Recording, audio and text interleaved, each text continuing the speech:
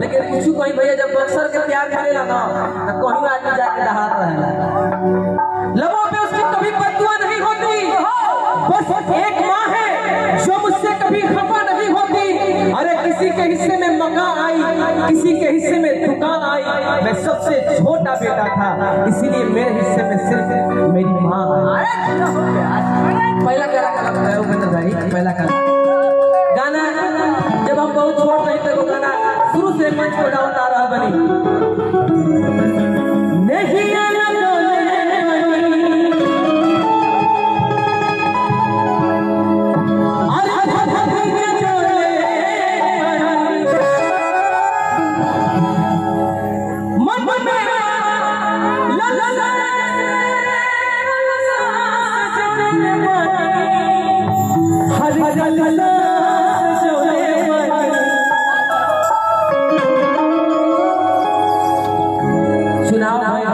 लेकिन कार्यक्रम पर रोक हो गई,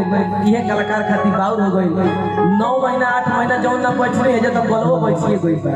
वो कहला कि आराम कर 10 बजे प्रोग्राम रेगुलर होई ना घूमचा चाहिए तब जाके एकदम अपना दाव में आएगा कि विश्वास भगवत के माई पूरा पूरी विश्वास विश्वास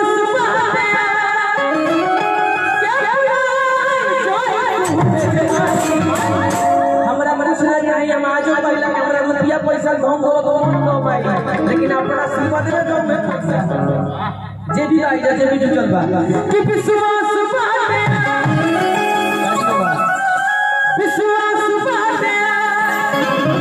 बंटू भैया के बुराई जाए ए माई हर की माई हो बोला